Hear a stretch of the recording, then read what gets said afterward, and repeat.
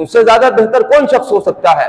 कुरान पाक यहूदियों के लिए कहता है, या बनी इस्राईल अज़कुरू निअमती अल्लती अनअमतु अलैकुम व अन्नी फज़्ज़लतुकुम अलल आलमीन, कि हमने बनी इस्राइल को तमाम आलम इंसानियत के ऊपर फजीलत बख्शी थी।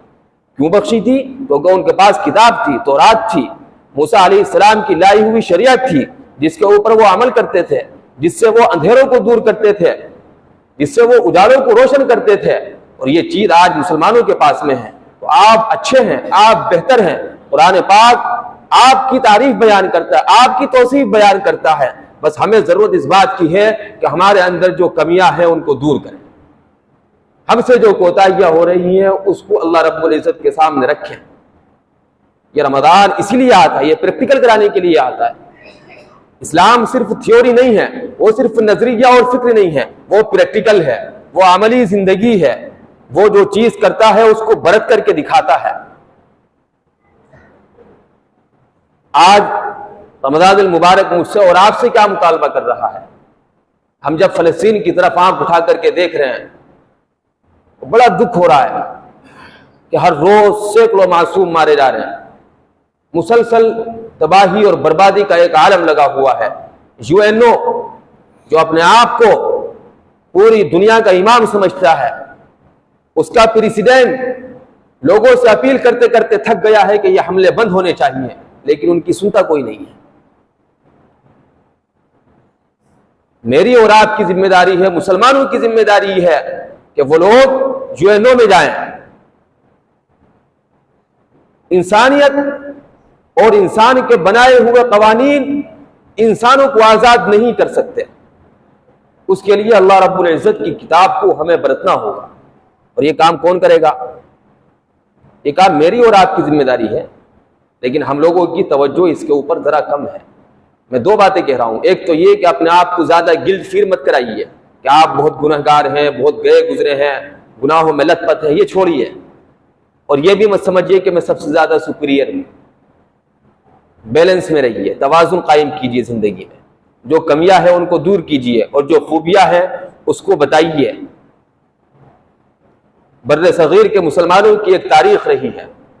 उन्होंने दीन इस्लाम के लिए अपनी तन मन की बाजियां लगाई हैं। उनकी जिंदगियां पढ़ करके सहाबा इकराम के नमूने याद आते हैं। जैसे पढ़ते हैं हम लोग सहाबा की सीरत के अंदर, हुजूर सल्लल्लाहु अलैहि वसल्लम ने एक कॉल लगाई कि भाई हमें पैसे की जरूरत है, माल की जरूरत है, कौन तुम में से वक्फ करेगा? तो लोग लेकर के आ रहे हैं। अबू बकर सिद्दीक भी आ गए, कहा कि भाई आप क्या लेकर के आए? बोले सभी कुछ लेकर के आए, कुछ छोड़ा ही नहीं मैंने। ये सहाबा इकराम की जिंदगियां हैं। दूसरी तरफ बर्रे सगीर के मुसलमानों को देखिए, या 1857 की जंग को उठा करके देखिएगा, या 1947 को उठा करके देखिएगा। यहां जब भी मुसलमानों के ऊपर और गैर मुस्लिम के ऊपर कभी कोई तूफान बरपा हुआ है, सबसे ज्यादा कुर्बानियां इन मुसलमानों ने दी है। लेकिन इस बर्रे सगीर को फरामोश किया जा रहा है, हम समझ नहीं रहे ये बात। इसका नाम भी बर्रे सगीर रखा गया, ये भी एक पूरी साजिश है। एक इतना बड़ा खित्ता और इसको कहा गया है कि एक छोटा सा खित्ता है साहब बर्रे सगीर, और दूसरे खित्ते को कहा गया बर्रे आजम, और हमें बेवकूफ बना दिया गया।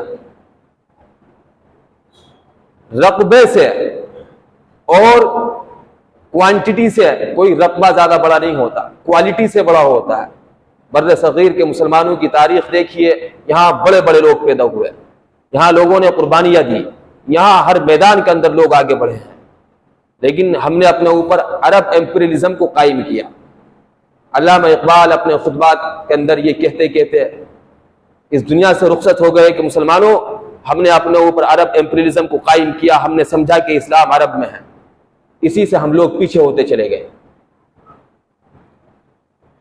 टर्किश एम्पायर जब खत्म हो रहा था, जो उस्मानी सल्तनत थी, उसके अंदर सबसे ज्यादा हिस्सा किसने लिया? टर्की, जो यहां से बहुत दूर है। मेरा बराह रास्त उससे कोई ताल्लुक नहीं है, आपका कोई ताल्लुक नहीं है, लेकिन सिर्फ इस बुनियाद के ऊपर के इन्नमल मुमिनून इख्वा, के मुसलमान मुसलमान का भाई है। यहाँ के मुसलमानों ने अपनी तन मन की बाजियां उसको बचाने के अंदर लगाई है। यहाँ के मुसलमानों ने फलस्तीनियों के साथ में हमदर्दियां की हमेशा। जब किसी के साथ जुल्म हुआ, यहाँ के मुसलमान खड़े हुए, हिंदुस्तान के मुसलमान। लेकिन हमारे साथ जुल्म हुआ, हमें पीछे रखा गया। हिंदुस्तान के मुसलमानों के ऊपर जब कोई आफत आई, हिंदुस्तान के गैर मुस्लिमों के ऊपर जब कोई आफत आई, अरब एम्पायर ने, टर्किश एम्पायर ने, फलस्तीन एम्पायर ने हमारे हक में, हमारी हौसला अफजाई के लिए, हमारी हमदर्दी के लिए कभी दो लफ्ज नहीं कहे।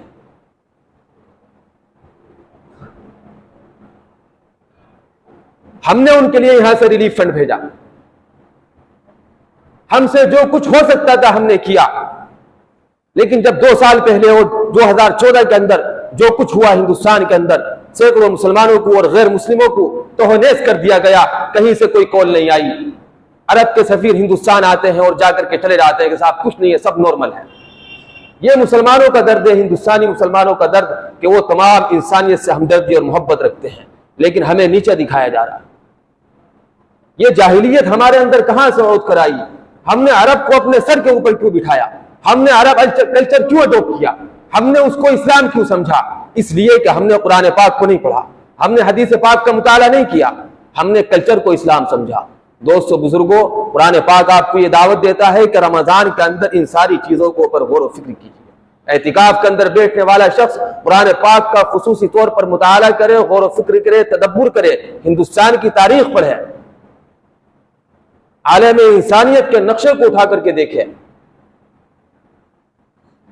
आज जब फलस्तीन जल रहा है, जुल्म और सितम का एक पहाड़ तोड़ा जा रहा है, हम लोग क्या कुछ नहीं कर रहे हैं? हमसे जो कुछ हो रहा है हम वो कर रहे हैं। हम दुआ कर सकते हैं, हम दुआ कर रहे हैं। हम इंडियन गवर्नमेंट के साथ में जो हमें कानूनी रियायतें मिली हुई हैं, उन शक्लों को पूरी तरह से अडॉप्ट करके उनकी मदद करने की कोशिश कर रहे हैं। लेकिन क्या आपने कभी तारीख में पढ़ा, कभी सुना कि हिंदुस्तान में मुसलमानों के साथ जो कुछ हो रहा है या जो कुछ हुआ है, किसी हुकूमत ने आपके हक में आवाज बुलंद की हो, आपके कांधे से कांधे मिला करके खड़े हुए? ये फख्र आपको हासिल है, ये दौलत भी अल्लाह ने आपको दी है। देखिए, मुखालिफत करना मकसूद नहीं है, लेकिन हक बयानी मेरा फर्ज है, ये बात जानिएगा। कुरान पाक इन सारी चीजों की तरफ हमें मदऊ करता है, हमें कहता है, लेकिन हम लोग शायद गफलत की नींद सो रहे हैं, तवज्जो हमारी तरफ नहीं, इस्लाम की तरफ, आलम इंसानियत की तरफ अभी पूरी तरफ से मबजूल नहीं हुई है। मुझे बड़ा अफसोस होता है, बड़ा दुख होता है कि हमारे यहाँ जो नौजवान हैं, जो बड़े हैं, जो बूढ़े हैं, जो बुजुर्ग हैं, हज भी उस वक्त करने जाते हैं जब घुटने जवाब दे चुके हों। मदारिस के अंदर वो लोग पढ़ने के लिए जा रहे हैं जो घर से बिल्कुल गरीब हैं, नादिर, मुफलिस। किसी के घर पे अगर 5 बच्चे हैं तो उस बच्चों को मदरसे के अंदर दाखिल कर दिया जाएगा जो सबसे ज्यादा कम इंटेलेक्चुअल हो, अनइंटेलेक्चुअल। किताब इसको हाफिज कुरान बना देंगे, इसको मौलवी बना देंगे। तो ऐसे लोग इंसानियत की क्या खिदमत अंजाम देंगे? अगर आप बड़ा करना चाहते हैं तो आपको बड़े लोग पैदा करने होंगे। जब हम लोग बड़े लोग नहीं देंगे, बड़े जहन नहीं देंगे, तो फिर होता यह है कि तारीख का ये बाब हमेशा के लिए तारीख में रकम हो चुका है, मौजूद है, कि जिन लोगों के पास बड़ा एम, बड़ा गोल नहीं होता, वो बड़े एम और बड़े गोल को फरामोश कर देते हैं, तो फिर छोटे मकासद उनकी तवज्जो के मरकज बन जाते हैं। फिर वो लोग आपस में लड़ते हैं, मसलक के नाम पर, इबादत के नाम पर, रिलीफ फंड के नाम पर। लेकिन जब मकसद बड़ा होगा तो छोटी चीजों को नजरअंदाज किया जाएगा, बड़ी चीजों के ऊपर नजर रखी जाएगी। मैं एक वाकया पढ़ रहा था, नाम मुझे याद नहीं रहा, इंग्लैंड के किसी शख्स का वाकया है। एक बड़ा आदमी था, शायद वहां के सदर थे या कोई और। उनको ड्यूटी पे जाना था, अपना काम करना था। गए तांगे वाले के पास में, तांगा वाला सो रहा था, उनको जगाया कि भाई चलिए मुझे ऑफिस जाना है। तो उसने कहा कि साहब मेरा सोने का टाइम है और मैं नहीं जाऊंगा इस वक्त, तुम कोई और तांगा बुक कर लीजिए। तो उसने कहा अच्छा ठीक है, तुम सोते रहो, तांगा मैं चलाऊंगा, लेकिन मुझे छोड़ करके आओ। तो ये था स्पिरिट, अपने काम से गाफिल नहीं होना, एक्सक्यूज नहीं देना। मौलाना वहीदुद्दीन खान साहब, अल्लाह उनकी मग़फ़िरत करे, हमेशा अपने लेक्चर में एक बात कहा करते थे, और अपने लिटरेचर में भी कई मरतबा उन्होंने ये बात लिखी है कि अगर आपके पास एक अच्छा एक्सक्यूज भी है तो उसे यूज मत कीजिएगा। एक्सक्यूज नहीं, अल्लाह की बारगाह के अंदर एक्सक्यूज नहीं। और सहाबा किराम की जिंदगी उठा करके देखिए कि 313 लोग, सबसे बड़ा एक्सक्यूज तो उन लोगों के पास में था। कह देते जैसे मूसा अलैहिस्सलाम के कौम ने कह दिया था कि भाई तुम लड़ो जा करके और तुम्हारा खुदा लड़े, हम लोग यहां बैठेंगे। तुम लोग इतनी बड़ी फोर्स से हमें टकरा देना चाहते हो, हमारे पास साधु सामान नहीं है, कमजोर लोग हैं। एक्सक्यूज उन लोगों के पास था, हम लोगों के पास क्या एक्सक्यूज है? हम लोग उस वक्त तक आगे नहीं बढ़ सकते। मैं दोबारा ये बात दोहरा रहा हूं, जब तक हम लोग कुरान पाक को अपनी जिंदगी का मुस्तकिल हिस्सा नहीं बनाएंगे। हमारी बेड बुक होनी चाहिए। जब तक हमारी बेड बुक नहीं बनती, जैसे हम नॉवल देखते हैं, जैसे हम मोबाइल देखते हैं, तब तक बात आगे नहीं बढ़ेगी। बस तब तक सिर्फ यही होता रहेगा कि रमजान आएगा, हम लोग रोजे रखेंगे और 5 वक्त की नमाज अदा करेंगे। किसी के पास अल्लाह ने पैसा उसको दिया है तो वो जाकर के हज कर आएगा, लेकिन दुनिया का निज़ाम तब्दील नहीं होगा। और ये फीका और रूखा सूखा इस्लाम अब लोगों के लिए ज़्यादा तवज्जो और दिलचस्पी का मौजू नहीं रहा है। उनको ज़रूरत है किसी रहनुमा की, किसी मुस्लिह की, किसी ऐसे शख्स की जो मफाद परस्ती से ऊपर उठ करके सोचता हो, जो सिर्फ अपनी कम्युनिटी के बारे में नहीं, आलम इंसानियत के बारे में गौर फिक्र करता हो। और 2 बातें बता करके मैं ख़त्म कर रहा हूँ, क्योंकि कुरान पाक की 2 आयत की मैंने तिलावत की थी रमज़ान से मुताल्लिक़, और वो ये है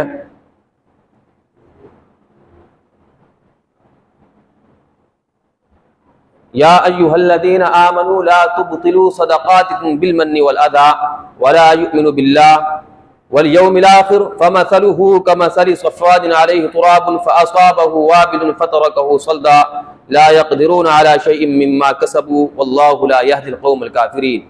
कि ए ईमान लाने वालों, अपने सदक़ात को एहसान जतलाकर और लिख देकर उस शख्स की तरह खाक में न मिला दो जो अपना माल महज लोगों के दिखाने को खर्च करता है और ना अल्लाह पर ईमान रखता है ना आखिरत पर। उसके खर्च की मिसाल ऐसे है जैसे एक चट्टान थी जिस पर मिट्टी की तह जमी हुई थी। उस पर जब जोर का मीना और बारिश बरसी तो सारी मिट्टी बह गई और साफ चट्टान की चट्टान रह गई। ऐसे लोग अपने नज़दीक खैरात करके जो कुछ नेकी कमाते हैं उससे कुछ भी उनके हाथ नहीं आता, और अल्लाह तबारक व तआला काफिरों को हिदायत नहीं देता। हम लोग जो सदका खैरात कर रहे हैं, अगर उसके अंदर जर्रा बराबर भी ये शायब आ गया कि किसी को दिखलाना है, मेरा नामो नमूद होगा, मेरे पोस्टर छपेंगे, मेरा फोटो छपेगा, मेरा आर्टिकल छपेगा, तो ये सारी चीज़ें ज़ाय हो जाएंगी। और दूसरी तरफ कुरान पाक उन लोगों की तारीफ व तौसीफ बयान कर रहा है, लिल्लज़ीना अल्लज़ीना युनफ़िक़ूना अम्वालहुम फ़ी सबीलिल्लाहि सुम्मा ला युत्बिऊना मा अनफ़क़ू मन्नन वला अज़न लहुम अजरुहुम इंद रब्बिहिम वला खौफ़ुन अलैहिम वला हुम यहज़नून। कि जो लोग अपना माल खुदा के रास्ते में सर्फ करते हैं, फिर उसके बाद न उस खर्च का किसी पर एहसान जताते हैं और न किसी को तकलीफ देते हैं, तो उनका सिला उनके परवरदिगार के पास महफूज है और क़यामत के दिन न उनको खौफ होगा और न रंज होगा। तो ये 2 बातें हैं, 2 पॉइंट हैं कि जब कुछ अल्लाह की राह के अंदर जो आदमी दे, सिर्फ अल्लाह की रज़ा के लिए दे, तो अल्लाह के यहाँ उसका अज्र महफूज है। अगर ज़र्रा बराबर दिल के अंदर ये शायब आ गया कि ये किसी को दिखलाने के लिए था, या अपने आप को खुश करने के लिए था, या किसी से शाबाश देने के लिए था, तो सारी नेकियां ख़त्म हो जाएंगी। अल्लाह तबारक व तआला रमज़ान की अहमियत, एतिकाफ़ की अहमियत को समझने की हमें तौफ़ीक़ अता फरमाए। और मैं अपील करता हूँ उन तमाम लोगों से जो लोग एतिकाफ़ का इरादा रखते हैं कि वो बहुत जल्द एतिकाफ़ का इरादा रखें। अल्लाह तबारक व तआला ये बात कहते हैं, हुज़ूर सल्लल्लाहु अलैहि वसल्लम ने कहा इन्नमल अमालु बिन्नियात, कि लोगों के अमाल का दारो मदार उनकी नियतों पर है। तो जो शख्स जिस वक्त एतिकाफ़ की नियत कर लेगा, इंशाअल्लाह उसको उसी वक्त से उसका सवाब मिलना शुरू हो जाएगा। अक़ूलु क़ौली हाज़ा व अस्तग़फ़िरुल्लाह ली व लकुम अजमईन।